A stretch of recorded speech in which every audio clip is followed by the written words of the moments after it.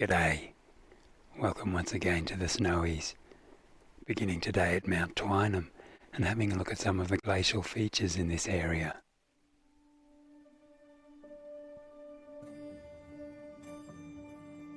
Evidence of glaciation in Kosciuszko National Park from the most recent cold period is mostly confined to the catchments around the highest peaks. Mt Twynam, which is the third highest peak in the park, produced at least 3 glaciers, 2 of which flowed through this saddle area between Mt Twynam and Little Twynam. One glacier flowed north and the other south. This is the north side, the catchment of Pounds Creek. Looking at the mountain from a distance, we can see that the ice has cut away a section of what must have been a larger mountain, creating the saddle area, which could also be described as a col.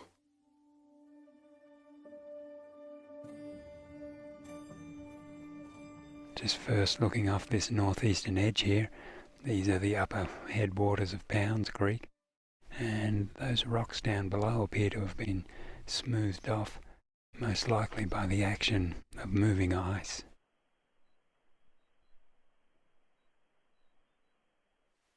The weight of a glacier is absolutely immense, and the ice becomes an unstoppable force when it's in motion. Even high up in the catchment, where there would presumably be less weight, these rocks have been literally ground flat as the ice has passed across them. It all seems very polished.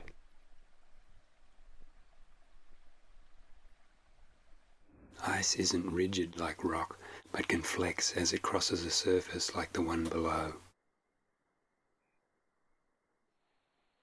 And this section also seems to be kind of scooped out. Concave areas can be created by a concentration of weight in one spot, or by the rock being weaker in one section. Scratching can occur in conjunction with polished surfaces, but unfortunately glacial scratches are rare in the snowy mountains. And although these little markings here look like scratches, it's actually quartz crystal. Scratches wear away over time. But if the scratching is deep enough to cause gouges, they can last for much longer. But these may be ancient scratches. It's hard to tell because they weather away, and the last cold phase was beyond 10,000 years ago. These lines seem to be pointing in the right direction, but could easily be just seams in the rock strata. As we can see, there are many seams and fractures in these rocks.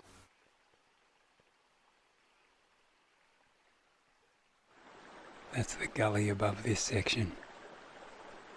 We can imagine the shape and size of this upper arm of the glacier by the channel it's created. The ice must have been shaped like a wedge.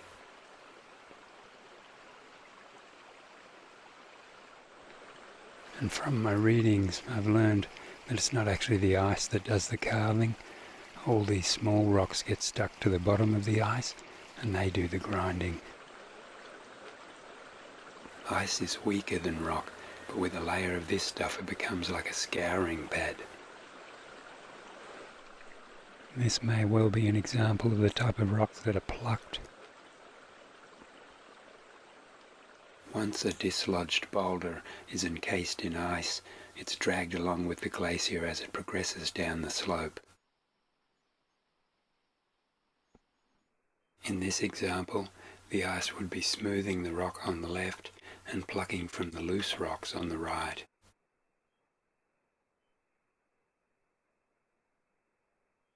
The slabs are slowly broken up over time by the various processes of weathering and erosion. Water plays a large part in separating the rocks when it freezes and expands in the cracks. Rocks can also fall from a head wall above onto the top of the glacier and be carried along on the surface of the ice. We can see that the ice has come down this gully and had to turn left at this big rock, and it's cut into it. Where solid bedrock is encountered, the ice is shunted to one side, grinding away at the edge of the rock. Where Pounds Creek leaves this upland, there's a line of moraine down there, likely the end moraine, so that's as far as the glacier on this side reached. As a warmer period develops, the ice melts, leaving a line of rocks stretching across the valley.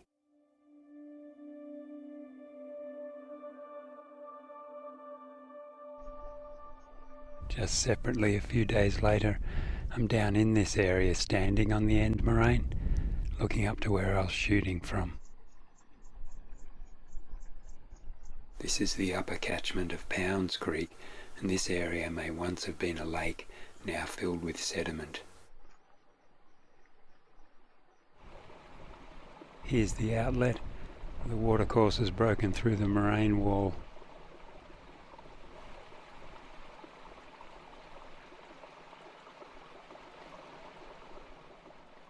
And there we can see the end moraine. These purple-tinted heaths like to grow on the moraine because they are deep-rooted and can reach right down into the rock beds.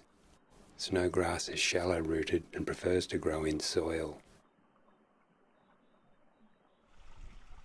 And again, looking at those polished surfaces on Mt Twynam.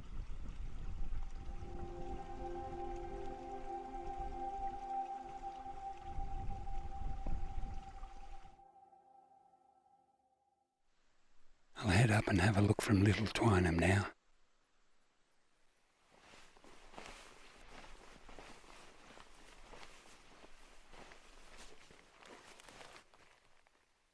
And this is the top of Little Twynam. Looking back to where I've just come over from, we can see the uniform smoothness of all those slabs over there. Another glacier formed on the south side of this saddle.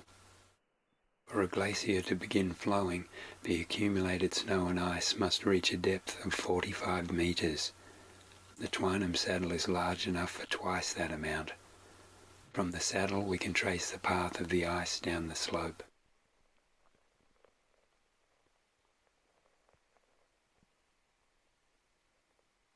The southern side got even colder. Apparently 2 glaciers formed here, and where they both joined up together, they created the basin of Blue Lake.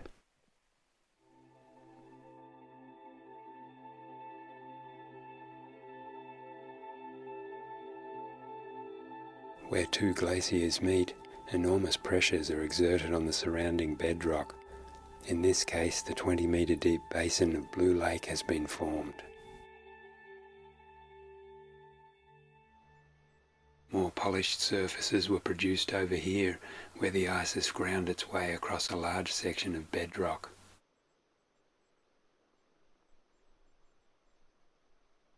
I'm not sure if this already has a name, but I always call it the terraces.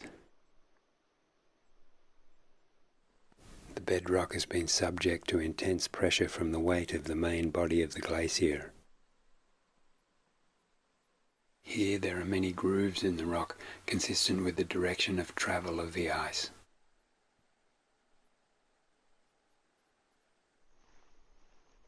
And I guess this would be a glacial pavement. The large mass of ice would move easily across a surface like this. The underside of the glacier is lubricated by its own melt water. Where a glacier drops off a pavement like this, the flexibility of the ice comes into play. Underneath, the ice becomes compressed and compacted upon itself, while the upper surface splits open into crevasses. If we imagine the ice flowing slowly over this lip, a similar process would occur.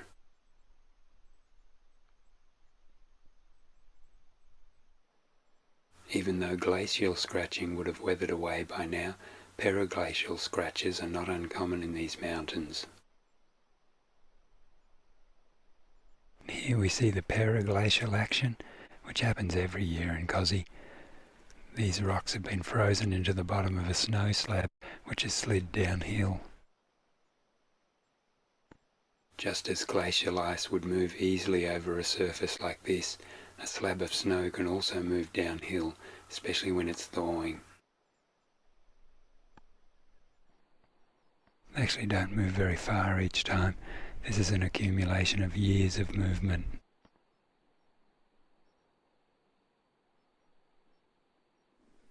This is a good example of the abrasive action of rock on rock.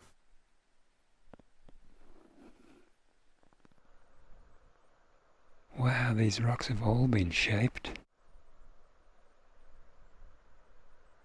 The origin of the second glacier from the south side of Mt Twynam is just over the ridge to the west.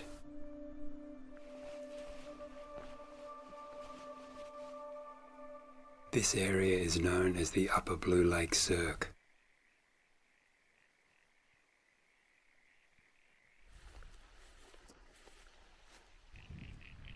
This rock in the centre is actually a known glacial feature. It's a roche montagnais. Roche montagnais are formed when a glacier encounters an unyielding chunk of bedrock. The ice passes over the top of it, shaping it in a particular way. As the ice travels along, it smooths off one edge, and as it moves on, it plucks from the other end.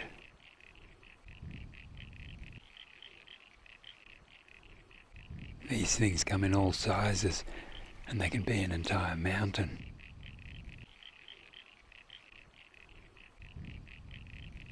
Just like the flat plain seen earlier in Pounds Creek, this area could once have been a lake, now filled with sediment.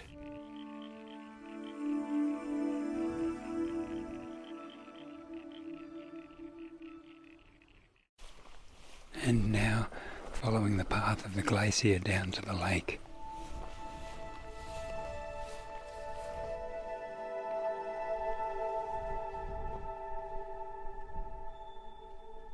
And down below here we can see where the ice has carved its way down into this basin.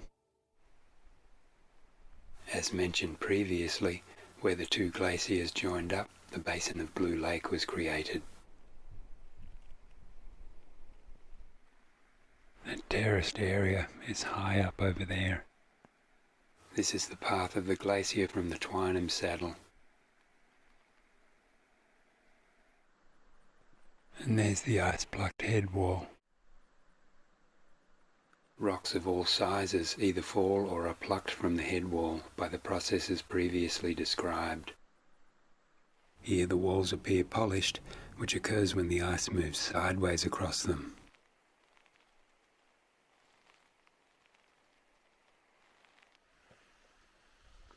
The sediments here are really gritty. There's hardly any dust.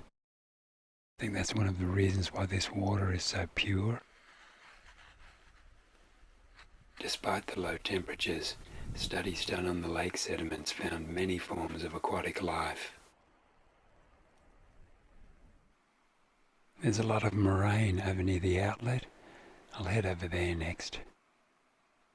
Besides moraine, many erratic boulders have collected there. And I'm at the outlet now, looking back at the head wall.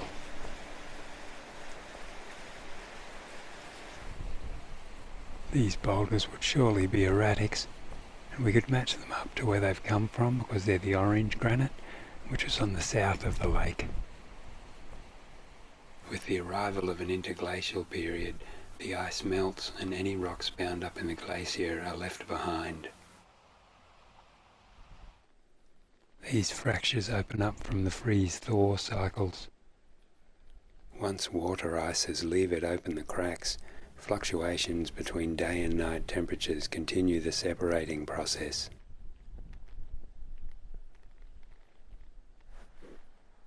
And I suppose that boulder would have been in one piece when it was dropped off, so it takes 10,000 years to fracture that much.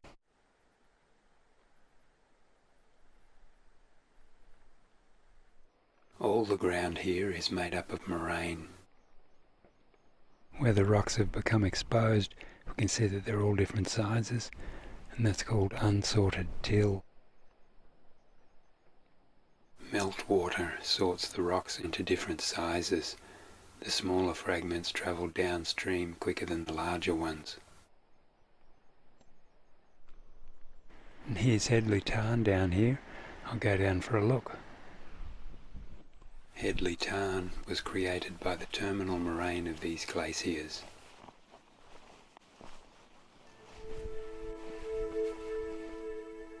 Okay, here's the tarn, and that wall beyond the tarn is apparently the end moraine for this area, according to the sign up there at the lookout. As mentioned previously, the largest collection of rocks accumulate at the furthest point that a glacier reaches. After the ice has melted, a long band of rock is left spread across the valley. This is another way that lakes can form when they are dammed by moraine.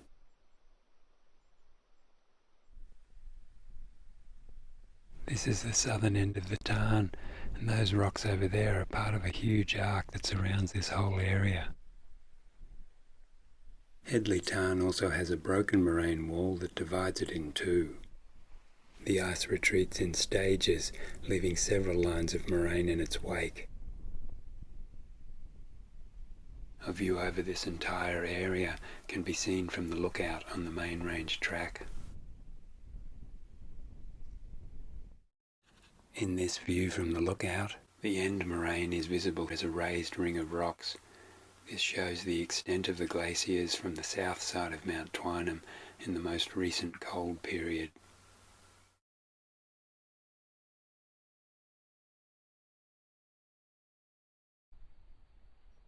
So there we go, a bit of a look at the different glaciers that came down off Mt Twynam. Excellent stuff. It looks like it's getting a bit late on me now and I'd better head back. I wish you all the best. Adios.